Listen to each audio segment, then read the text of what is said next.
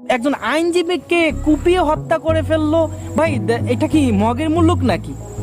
কি সুন্দরভাবে রাষ্ট্রটা পরিচালনা হইতেছে, চলতেছে। আপনারা জানেন সরকার পতন হয়ে গেল, তারপর তাদের এত বড় একটা আপনার কয়েকটা পূজা গেল, যেখানে এই বিভিন্ন সংগঠন আলেম ওলামা পীর একটা পর্যন্ত আপনার তাদের এই পূজা মণ্ডপ পাহারা দিয়েছে, আপনার নিরাপত্তার জন্য তারা কাজ করেছে।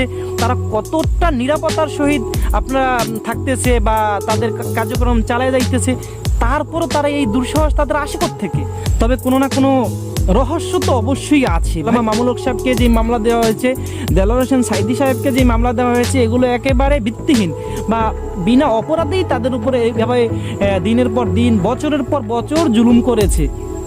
তো তাদের অনুসারী যারা রয়েছে তারা তো এই উগ্র পন্থা বেছে নেয় না, তারা তো কখনো এই দুঃসাহস দেখায় না। তারা ইচ্ছা করলে, তো আমি আগেও বলেছি, ইচ্ছা করলে তারা জেল ভাঙা তাদেরকে নিয়ে আসতে পারতো। আপনার পুলিশ সব মাইরা ঠাইরা একবারে শেষ করে দিতে পারতো। যেই আইনজীবী তাদের বিরুদ্ধে লড়ছে, সেই আইনজীবীদেরকে ইচ্ছা করলে তারা উড়িয়ে দিতে পারতো। এরকম দুঃসাহস বা এই উগ্রপন্থা তো তারা বাইচা নেয় না। কিন্তু এই সাধারণ ইসকনের সদস্যরা কিভাবে এই সাহস পায়? নিন্দা জানাই চট্টগ্রামের হত্যাকাণ্ডকে, যে হত্যাকাণ্ড ঘটিয়েছে উগ্রপন্থী ইসকনের সদস্যরা।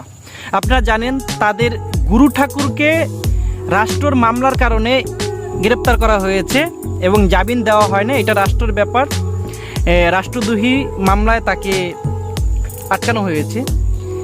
এই ঘটনাকে কেন্দ্র করে কেন তাদের গুরু ঠাকুরকে মামলা দিয়েছে, কেন ছাড়া হইল না, এই জন্য তারা মুসলমানের মসজিদে হামলা করেছে। আর এই হামলা করাকে বাধা দিয়েছে আইনজীবীরা, বিভিন্ন আইনজীবীরা বাধা দিয়েছে। তারা এত ক্ষোভ দেখাইছে আইনজীবীদের উপরে, এত ক্রোধ দেখাইছে, লাস্ট পর্যন্ত একজন আইনজীবী যার নাম আপনার সাইফুল্লাহ আলী, তাকে নির্মমভাবে কুপিয়ে হত্যা করেছে। এই দুঃসাহস বাংলাদেশে বিরল, এরকম আগে পরে মনে হয় না যে ঘটেছে। আপনি দেখেন তাদের একজন গুরুকে গ্রেপ্তার করার কারণে তারা এরকম দুঃসাহস দেখাইছে। তারা সংখ্যালঘু হওয়ার পরও বাংলাদেশে বিভিন্ন রাজনৈতিক নেতাদেরকে বিভিন্ন সময় অন্যায়ভাবে গ্রেপ্তার করা হয়েছে, জেল খাটিয়েছে। বিশেষ করে যাদের কথা না বললেই নয়, জনপ্রিয় আলেমদেরকে, যাদের লক্ষ কোটি অনুসারী রয়েছে, এই লক্ষ কোটি অনুসারী রয়েছে, তার মধ্যে অন্যতম আল্লামা মামুনুল হক সাহেব, আল্লামা দেলোয়ার হোসেন সাইদি সাহেব, তাদেরকে আপনার নির্মমভাবে বিনা অপরাধে অ্যারেস্ট করা হয়েছে, জেল খাটিয়েছে। লাস্ট পর্যন্ত আপনারা জানেন আল্লামা দেলোয়ার হোসেন সাইদি সাহেবকে কিভাবে তারা ষড়যন্ত্র করে মৃত্যুর কোলে ঠেলে দিয়েছে। তো তাদের কিন্তু লক্ষ কোটি আপনার অনুসারী রয়েছে বাংলাদেশের, যারা ইচ্ছা করলে ওই হাজত ভাইঙা তাদেরকে ছাড়াইয়ে নিয়ে আসতে পারতো। তারাও এরকম দুঃসাহস দেখায় না বা এই ধরনের উগ্রতার দিকে তারা হাঁটে নেয়। তো এই যে উগ্রপন্থী ইসকনরা যে দুঃসাহস দেখাইছে, এটা আসলেই নিন্দাজনক। আপনারা চিন্তা করেন যে সংখ্যালঘু হওয়ার পরও আপনার বাংলাদেশে হিন্দুরাই তো সংখ্যালঘু, তবে এই গোটা হিন্দুরা কিন্তু ইসকন না, ইসকন হয়েছে হিন্দুদের একটা সংগঠন। হিন্দুদের দেখেন, আমাদের মুসলমান বাংলাদেশে 92%। তো এই মুসলমানদের ভিতরেও বিভিন্ন দল রয়েছে, যেরকম কেউ আওয়ামী লীগ, কেউ বিএনপি, কেউ জামাত, কেউ আপনার হেফাজত, কেউ চরমাই দল করে, বিভিন্ন দল এক একজনে করে।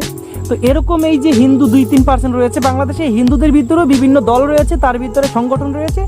তার ভিতরে আপনার অন্যতম হয়েছে ইসকন, যারা উগ্র টাইপের সব সময়। এরা মূলত আওয়ামীপন্থী। সবচাইতে বড় যেটা নেটিজেনরা যেটা দাবি করতেছে, আমি মাঝখানে এই কথাটা না বললেই নয়, বলে ফেলতেছি, সেটা হলো নেটিজেনটা এইটাই দাবি করতেছে যে এটা শেখ হাসিনা বা আওয়ামী লীগের একটা মানে গুটি চাল হইতে পারে, কারণ সে ওই ইন্ডিয়া বৈশা গুটি চালতেছে। না হয় এইভাবে সংখ্যালঘু হওয়া সত্ত্বেও, হাতে গোনা কয়েকজন হওয়া সত্ত্বেও তারা কিভাবে পারে একজন আইনজীবীকে কুপিয়ে হত্যা করবে, মুসলিম আইনজীবী বাংলাদেশের মতো জায়গায়? এই দুঃসাহস আসে থেকে? এটা তো আসলে চিন্তার বিষয়। কত বড় স্পর্ধা তাদের, মানে বাংলাদেশের মতো জায়গায় থাইকা, মুসলমানদের মানে কোলের ভিতরে থাইকা তারা এত বড় স্পর্ধা দেখিয়ে ফেললো। মুসলমানদেরকে একজন আইনজীবীকে কুপিয়ে হত্যা করে ফেললো। ভাই এটা কি মগের মুলুক নাকি? কি সুন্দরভাবে রাষ্ট্রটা পরিচালনা হইতেছে, চলতেছে। আপনারা জানেন সরকার পতন হয়ে গেল, তারপর তাদের এত বড় একটা আপনার কয়েকটা পূজা গেল, যেখানে এই বিভিন্ন সংগঠন, বিভিন্ন আলেমোলামা পর্যন্ত, আলেমোলামার পীর মাসে একটা পর্যন্ত আপনার তাদের এই পূজা মণ্ডপ পাহারা দিয়েছে, আপনার নিরাপত্তার জন্য তারা কাজ করেছে। তারা কতটা নিরাপত্তার সহিত আপনারা থাকতেছে বা তাদের কার্যক্রম চালিয়ে যাইতেছে, তারপরও তারা এই দুঃসাহস তাদের আসে থেকে। তবে কোনো না কোনো রহস্য তো অবশ্যই আছে ভাই। আমিও এই নেটিজিনদের মতো আমিও মনে করি যে এটার পিছনে কেউ একজন তো আছেই, যে ইন্ধন দিতেছে বা চাবি নাড়তেছে। সবচেয়ে বড় কথা হয়েছে ভাই, অত্যন্ত দুঃখজনক যে একজন তাদের হোক সে নির্দোষ, তাকে নির্দোষভাবে আটকানো হয়েছে, গ্রেপ্তার করা হয়েছে।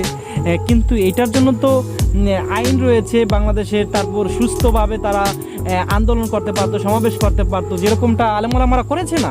বিভিন্ন সময় রাজনৈতিক নেতাদেরকে যখন অ্যারেস্ট করা হয়েছে তারা তো করেছে নিরাপত্তার সহিত। বিশেষ করে আলেমদেরকে যখন একবারে বিনা অপরাধে, সবচেয়ে এগুলো সবাই জানে যে আলেমদের যেই মামলাগুলো দেওয়া হয়েছে, আল্লামা মামুনুল হক সাহেবকে যেই মামলা দেওয়া হয়েছে, দেলোয়ার হোসেন সাইদি সাহেবকে যেই মামলা দেওয়া হয়েছে, এগুলো একেবারে ভিত্তিহীন বা বিনা অপরাধেই তাদের উপরে এইভাবে দিনের পর দিন, বছরের পর বছর জুলুম করেছে। তো তাদের অনুসারী যারা রয়েছে তারা তো এই উগ্র পন্থা বেছে নেয় না, তারা তো কখনো এই দুঃসাহস দেখায় নাই। তারা ইচ্ছা করলে, তো আমি আগেও বলেছি, ইচ্ছা করলে তারা জেল ভাঙিয়া তাদেরকে নিয়ে আসতে পারতো। আপনার পুলিশ সব মাইরা ঠাইরা একবারে শেষ করে দিতে পারতো। যেই আইনজীবী তাদের বিরুদ্ধে লড়ছে, সেই আইনজীবীদেরকে ইচ্ছা করলে তারা উড়িয়ে দিতে পারতো। এরকম দুঃসাহস বা এই উগ্রপন্থা তো তারা বাইচা নেয় না। কিন্তু এই সাধারণ ইসকনের সদস্যরা কিভাবে এই সাহস পায়, এটা আসলেই অনেক চিন্তা। যাই হোক, আমরা এই হত্যাকাণ্ডের সুস্থ বিচার চাই এবং তীব্র নিন্দা জানাই। সবচেয়ে বড় কথা হয়েছে, ইসকনরা ইদানিং দেখতেছি যে তাদের স্পর্ধা দিন দিন বাইরে যাইতেছে। বাংলাদেশে তারা উগ্র পন্থাগুলো বেছে নিতেছে, একের পর এক তারা সহিংসতা বাংলাদেশে ছড়াই দিতেছে। এই জন্য আমরা চাই, আমরা সবাই যেটা দাবি করতেছি, ইতিমধ্যে দেখেছি নেটিজিনরা অনেকেই দাবি করেছে যে এই ইসকনদেরকে বাংলাদেশে নিষিদ্ধ করা হোক। আমরাও সেই দাবি জানাইতেছি সুস্থভাবে, কারণ তারা সংখ্যালঘু হইয়া যেই দুঃসাহস দেখাইছে, এইটা মানে কল্পনাও করা যায় না যে এরকম দুঃসাহস কেউ দেখাইতে পারে। তো এদেরকে নিষিদ্ধ করে দেওয়া হোক, না হয় এদের যদি এখনও যদি পদক্ষেপ না নেওয়া হয়, তাহলে দিন দিন তারা যে স্পর্ধা দেখাইতেছে এইটার মাত্রা বাইরে যাইবে ভাই। এই জন্য আমরা সবাই দাবি করি এই ইসকনদেরকে বাংলাদেশে নিষিদ্ধ করা হোক। আর অবশ্যই যেই হত্যাকাণ্ড তারা ঘটিয়েছে, বিশেষ করে আইনজীবী সাইফুল্লাহ আলিফকে যে হত্যা করেছে, এই নির্মম হত্যার আমরা অবশ্যই সুস্থ বিচার চাই এবং যারা এর সাথে জড়িত তাদেরকে দৃষ্টান্তমূলক শাস্তির আইনা শাস্তি দেওয়া হোক। যাই হোক দর্শক, ভিডিও আজকে শেষ করে দিচ্ছি। দেখা হবে পরের কোনো ভিডিওতে। ভিডিও সংক্রান্ত আপনার মূল্যবান মতামত অবশ্যই আমাদের কমেন্ট সেকশনে লিখে যাবেন। ভালো থাকুন, সুস্থ থাকুন। আসসালামু আলাইকুম ওয়া রাহমাতুল্লাহ।